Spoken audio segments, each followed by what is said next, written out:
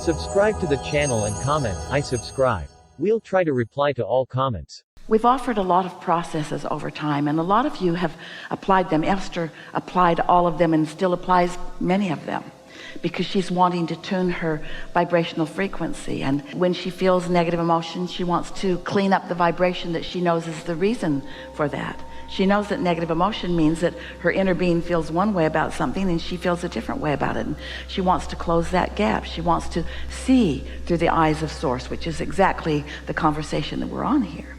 And so there are processes like focus wheels or making lists of positive aspects, and if you want, we'll talk about some of those as we move forward through this day.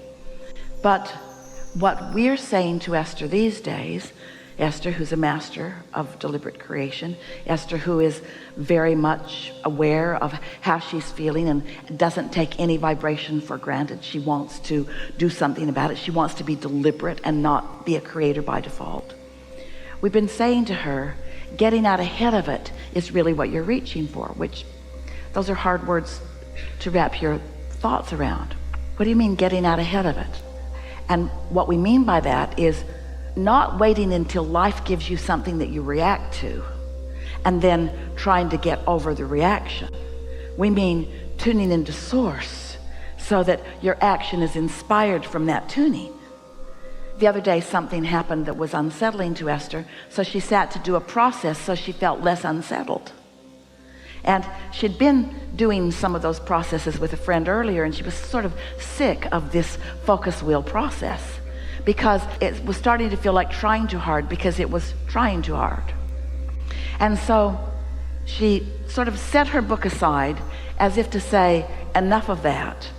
And then the thought came to her mind, if I were starting over with this relationship or with this big piece of my life, if I were completely starting over with it, knowing what I now know, if I were, what would I choose? And then the thought piled into her mind, more than if, since right now I am new. This is what you're talking about. Since right now I am newly looking at this old painting. But since I'm newly doing it now, I am new now. I am new now, and if I'm tuned in, tapped in, turned on, if I'm in love with life, if I'm in vibrational sync with who I really am, if I'm not trying to overcome resistance or mired in resistance, but if I'm jubilant and lighthearted and happy and pondering something.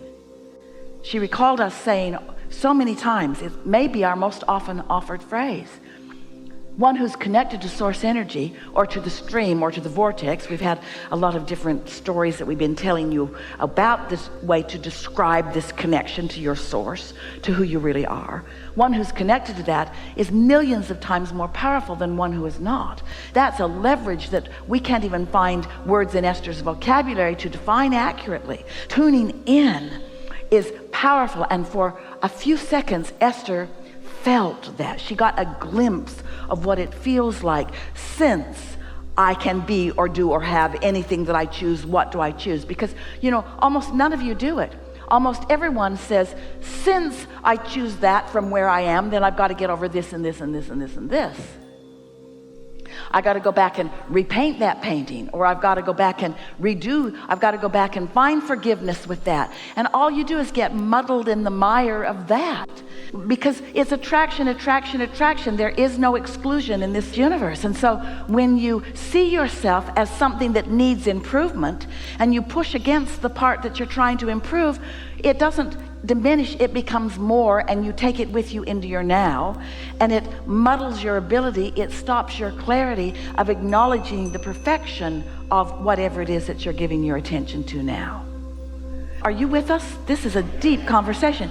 So also, it's like the difference between trying to fix something that is broken and just finding something that is perfect and new. It's a big difference. It's a big difference. And you have the ability in every moment to go right to that clarity. It'll take a little practice. Esther's still practicing every day.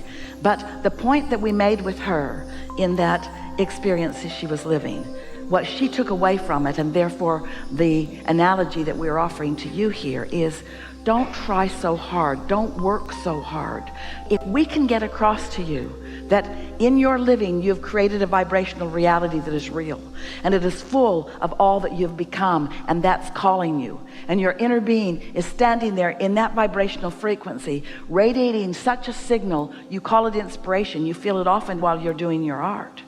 And as you acknowledge the existence of that vibration, and you seek to find it by seeking to feel it, which means you're looking for feelings of clarity and feelings of happy and feelings of empowerment and feelings of elation, and doing whatever you can to find that, then that is a faster way, a more effective way, and certainly a more enjoying the journey way of moving from the thought to the thing. Thoughts are turning to things constantly, and they are mimicking how you feel. And so what's manifesting is a good way to know what your vibrational offering has been. But an even better way is to know what your vibrational offering is. And getting out ahead of it means caring about how you feel, period. Not for the ulterior motive of feeling good so I can create better. Because did you hear just what happened? When I decide I want to feel good so that I can create better, what am I looking at? Worse. And what did I just introduce into the vibrational mix? Resistance. And so what did I just do to my receiving mode? Muted it. So how do I feel? Not so good. Confusion rather than clarity. You following? So our encouragement, what we're really saying to you is, be nicer to you. Do more of the things that feel good to you. Stop sacrificing. Stop feeling like I got to work hard in order to receive this. Instead, begin making declarative statements to yourself like this: I am an extension of source energy, and source energy is all over me. I'm an extension of source energy, and my source energy is reveling in what I have created as a result of my exposure to contrast. It's a wonderful thing where I stand, and it's a wonderful thing what I've created.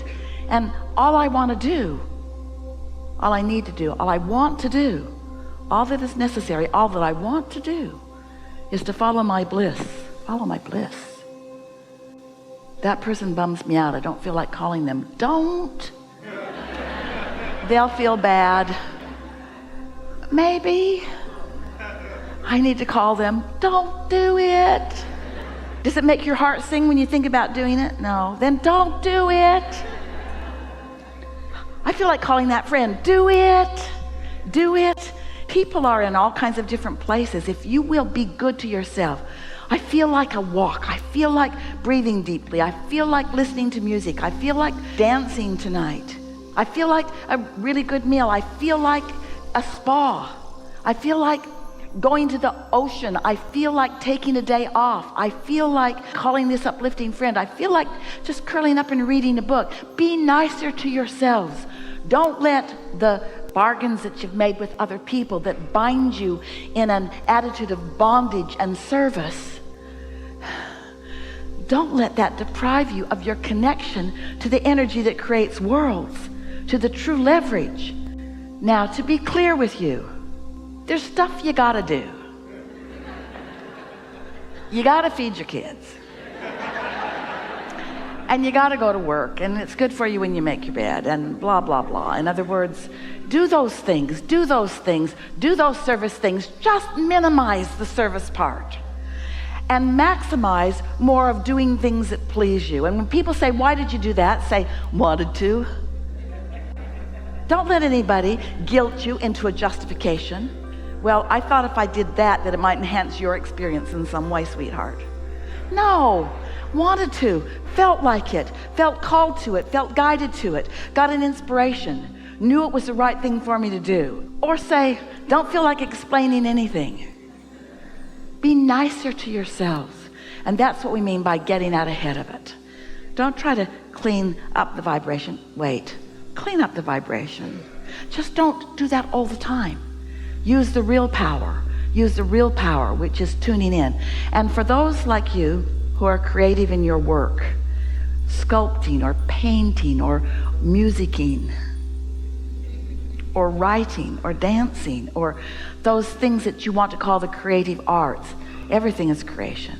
But those of you who have felt inspiration and known it was there, and so gone to your place where you could let it flow, you get what we mean.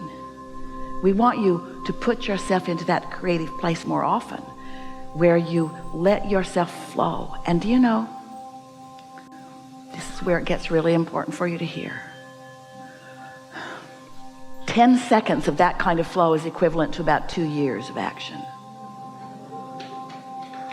It's huge. It's huge. It's huge. It's huge.